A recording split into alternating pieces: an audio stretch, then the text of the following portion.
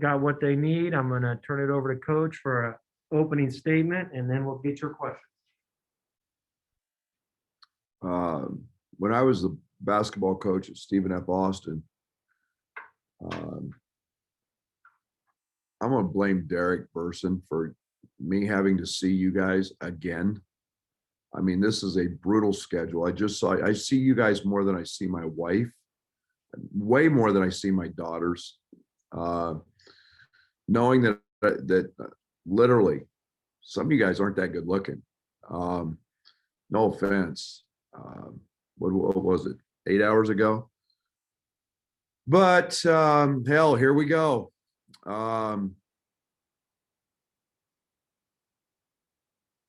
Really proud of our freshmen. Last night, I thought that on a senior night, it was very nice to see two freshmen really play well, kind of come out of a shell, so to speak. I think we see that those guys can be alphas. They can be Batman, and in a year where a lot of them have been in supportive roles or Robin, it's been it was really nice to see that. I thought Kofi was exceptional in the second half. I thought Trent's job defensively was outstanding. And then to be quite honest, we had some of the best possessions we've had in a long time in terms of ball movement, driving it, kicking it, and going back and evaluating it to only make 4 threes, and we had so many good shots, and to still score 86, and to know that Io wasn't in that lineup when we did that, I was very pleased with last night's performance. Obviously, a very quick turn. We're going to go probably see a team that's a little bit the opposite of what we just saw in terms of having the screws tightened down a little bit. A team that beat Northwestern in their last game. They've been off a week, so they'll be well prepared and well rested. So it'll be at least we have some familiarity with them and their personnel and what they're trying to do. And we've got to be better in some areas defensively against them. And hopefully we cannot turn it over. They're number 1 in the country in the fewest turnovers at 9, and we had 18 against them in the first game, and we cannot do that on the road and expect to win. So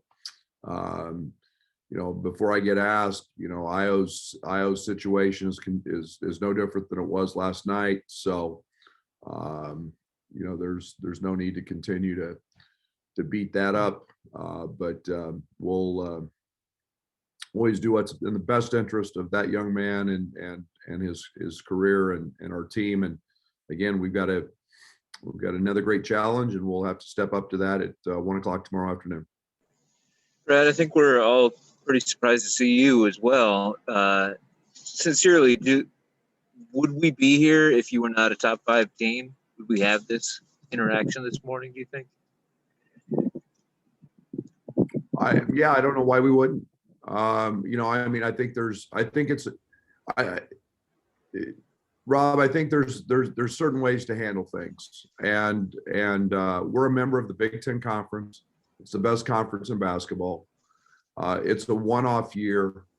Would it be very easy for us to not play this game? These games mean nothing. There's no Big Ten championship that means much. These games don't mean much. They really don't. And yet we're part of something that's much bigger. You guys know, I try to be all about character. The league's provided these games for us. It's unfortunate because, as I mentioned last night, we've done everything COVID correctly to this point. And it's unfortunate that we lost 3 road games. It's unfortunate we set for 10 days. It's unfortunate we set for another period of 6 days and didn't play. And now we end the season with all these road games crammed in here. Be very easy to say, hey, we're a 5th ranked team in the country and we're not gonna play. You know what? I think there's a lot of life lessons in this that go beyond this game, the next game, whatever. Certain programs were on their do what they do. I don't care about that. But the Big Ten scheduled these games. We're a member of the Big Ten, and we're going to show up and play. And did you get any sleep last night? I was actually exhausted last night. I was out by midnight, and I got a text at 2:30 in the morning that some of our coaches had sent with the final grades. I had the phone by me. I woke up, saw who it was, went right back to sleep. I woke up at 5:30. I'm on my second Yeti of coffee, and I watched Northwestern and Iowa and our game, and now we'll get ready for preparation. So I got 5.5 hours of sleep, Rob. Thank you. Woohoo! Thanks. Hey, Coach, is there anything different you'll do with the guys as far as what a normal lead up to a game would be as far as trying to keep them fresh? Yeah. There's no doubt. We usually don't hold back too much. I mean, we go, and we're a lot more sensitive to that. I do have experience with one-day preps. We had them in the Big 12. We haven't had 5 games in 7 days, and the uniqueness of this one-day prep is our opponent doesn't. They have 7 days. So, yeah, we can't do much. This will be more of a mental. Again, it's an NCAA tournament like deal. You're going to have to. We're going to break a sweat. We're going to lift. We're going to go. And shoot a bunch of balls, and then we're going to cover them. But it won't be up and down the court. So it'll be very controlled and not near as long. And do you guys plan to have Iowa make the trip with you up to Madison? To be determined. Yep. Thanks. The final doctors will determine that. That's where he's at today. Hey, Brad, on Wednesday, you had said that you and Io hadn't talked about future plans, but you said that he needs to go to the draft. When he came out yesterday, he was announced as making his last appearance at the State Farm Center. I'm just wondering if since then you two had a conversation, or if there was anything extra to that. Just not. He's got a lot of things going, Nico. I mean, it's not where that there's a right time. We knew that last night was going to be his last night in the arena. I mean, to be very honest, that's common sense. And to sit down and formally have that, we did not. There's a lot. Yesterday was on a lot of fronts was a challenging day. So that discussion will happen, but not right at the moment. Kind of following up on that, I mean, I know you're in game mode throughout that, but did you have a moment where you maybe looked over and just saw him on the bench and were able to kind of, realize just, that it kind of just sucked that he wasn't able to take part in that game last night? Yeah, I mean, senior day stink, guys. I mean, I'm telling you, and I'm emotional, and you get so invested in people's lives and their families, and you see them grow, and you see them. You guys have all seen that with Trent DeMonte, and it's the same thing with Io. And man, it was sad. It's the first time that I've experienced as a head coach a player not being able to play in his last home game, and it had a different feel. It was eerie, and it wasn't right, but it was eerie. So, but I say this all the time. I'm the most blessed human being on the planet because I got to coach that kid for 3 years, and we've got more to do. Thanks, Brad. Hey, Nico actually just asked my question, so I'm good. Thanks. Hey, Brad, you talked a little bit about the freshmen yesterday, and were you surprised how well they played? They really played aggressive, and can you maybe expand on how both Curbelo and especially Adam attacking the basket was a little bit was a real positive yesterday. Well, again, it was tweaking roles, and it was, it was putting guys in position to have to go make plays. And a lot of that, you can't have 5 guys on the court who all go make plays. You've got to have other guys who do certain things. The Lakers have LeBron go make a lot of plays, and the other guys are recipients, and you all can't do that and be successful. And yet it's very nice when you had to step up. And a great example last year, it was very tough at Rutgers last year without Io. We didn't have a lot of guys able to do that. It's not easy being an alpha. And both of those freshmen stepped into the roles and were very good and very successful. And I thought Curbelo controlled the game. We make any threes, he's got an easy triple double.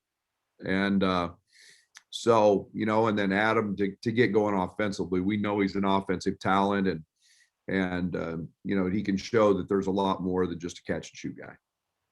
Thank you. Good morning, Coach. You said last night that you're eventually hoping to get Adam involved in a lot of the things that you've done with Io over the last couple of years. After what he showed last night with his ability to attack the rim, and really scored at all 3 levels, how much more of an asset can that be for you coming down the stretch in March? Yeah, I think it's one of those situations where this is a great example of not having the off season, in terms of or the preseason, where you've got games that you can tinker with that and experiment with those things.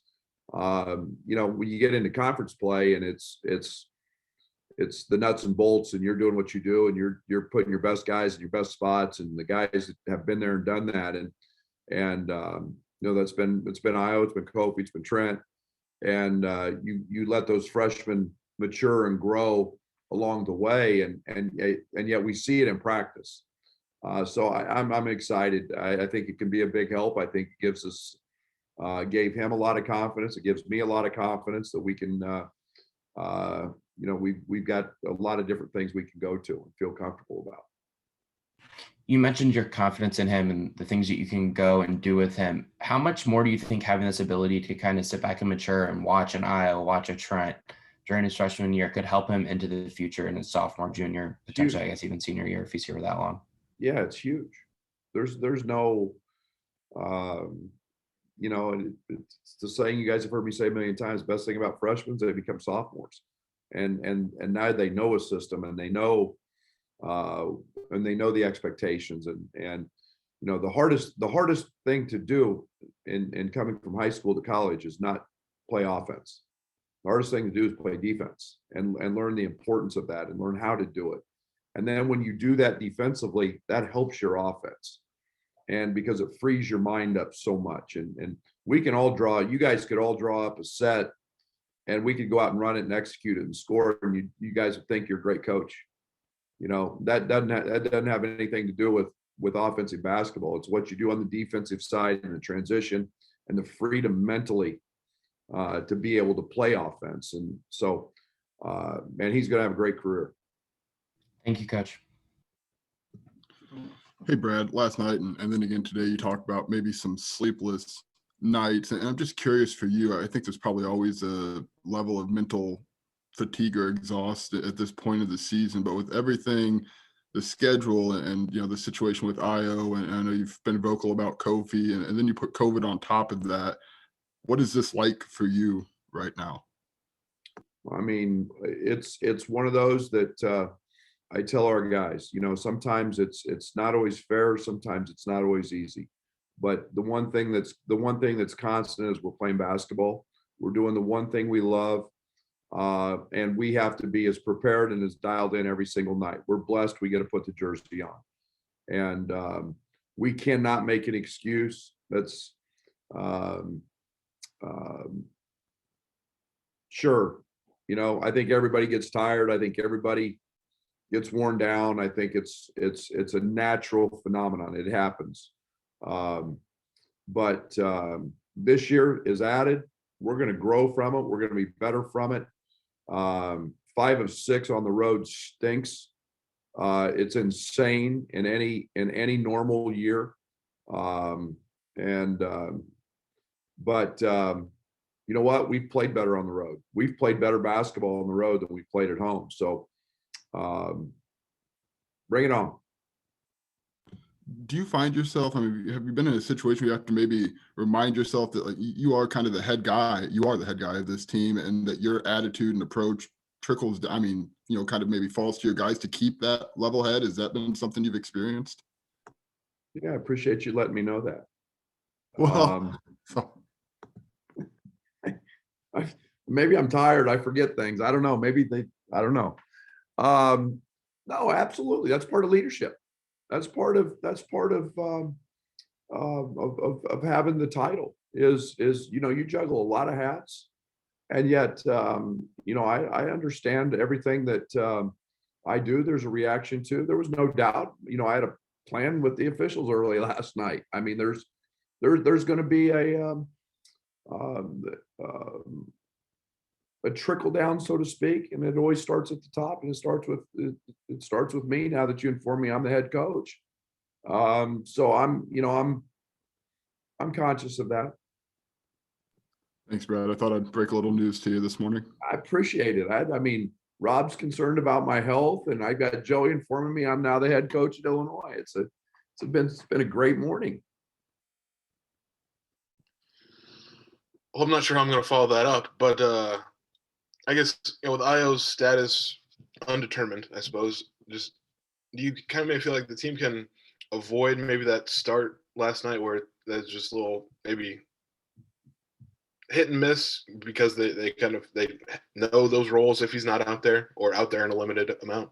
Yeah, common sense was last night. I mean, it was different. Okay, it was just different. And so sometimes when you get different, you get just a little bit out of sync and out of rhythm and yet we had some incredible possessions. I mean, incredible, like, and there was no reward at the end because we didn't score. And yet I was ecstatic by our ball movement and our flow and our driving and and the ball never stuck. And then we missed a three. And you know, it's just kind of that little bit of uncertainty. I thought we played better in the second half in terms of understanding where shots were coming, so on and so forth. But yeah, that was just a common sense thing that I knew we'd be out of sorts a little bit, Scott. And we were, you know, we'll be through that pretty quick. You mentioned with, you know, Bello probably deserving the triple double if just a couple more shots fall. I mean, that would have been 3 in 2.5 weeks after 2 in the program and I don't know, like 70, 80 years. Just is there something about this group where those are like now maybe I don't want to say common, but certainly almost happening at a regular clip? Yeah, let's not call them common. It's really hard to do that in a college basketball game. And you know, especially for guards to have to go rebound. You know, Crivello's an elite rebounder. I mean, I saw a game in high school, he had 19 at a high level game, high level game. You know, he's got a knack for that. And but you know, yeah, I think we're an unselfish group. I think we're a team that has guys who can make plays offensively. I think that's why we're a I don't know, 7th, 8th, 9th, whatever we are in offensive efficiency. You have that when you can pass. And you have that when you guys got shot makers, and you know, the rebounding is a knack. It's a toughness, and you know, that's pretty special.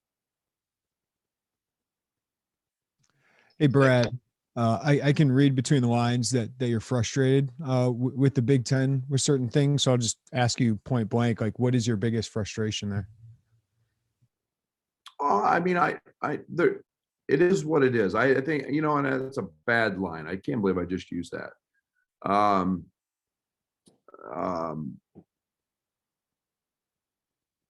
It's if I have any frustration, we were perfectly healthy and set for 10 days in the middle of the season. And I know it goes beyond us. my whole deal is I know how hard I have preached. I know how committed our players have been to doing everything perfect with COVID. These guys have not done one thing outside of the 30 people that are everyday testing. And to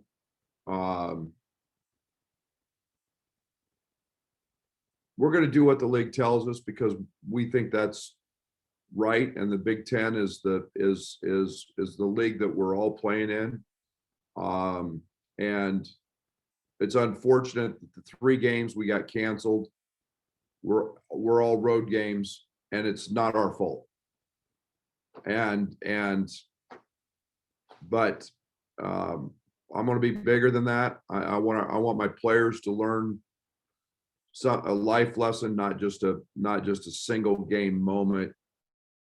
You know, hey, we're going to cancel this game because we don't feel like playing. And that could be very easily done in COVID.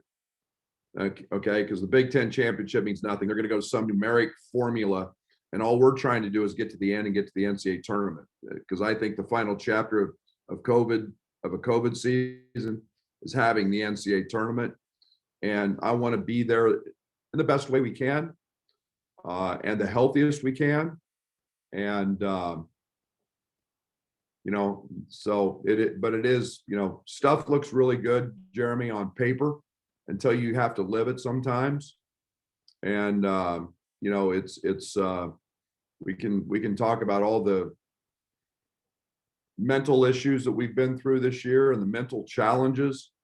You know, sometimes mental issues don't coincide with schedules, you know, or somebody's schedule, whatever it is, you know. But my point being, we're a member of the Big Ten. It's the best league in the country, and they've asked us to play games, and we're going to play games.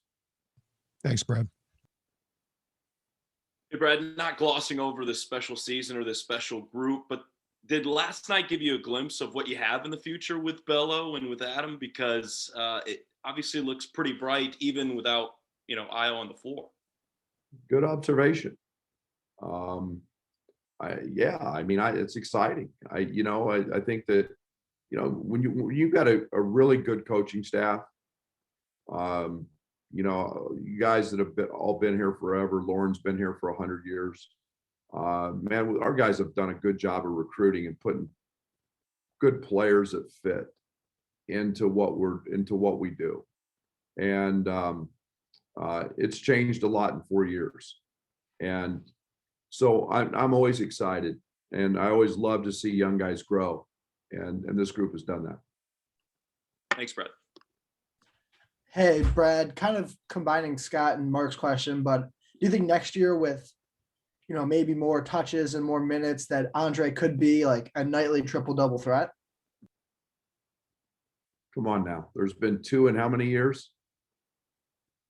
I don't want to put limitations on somebody, but you know, he does a lot of things very well, and he's great at being an alpha.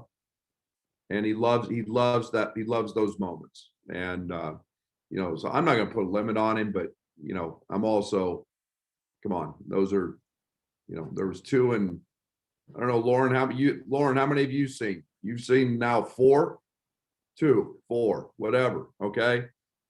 You know, Lauren's old as dirt. I mean, he hadn't seen many. So to say you can do that every night is a little much. And then as March sort of approaches and you guys are kind of in the mix, are you paying any attention to maybe teams that are kind of on your projected seed line or bracketology or anything like that? Or is that for the guys like me? Probably start doing that in the next week to 10 days, week or so. It's a little early for that yet.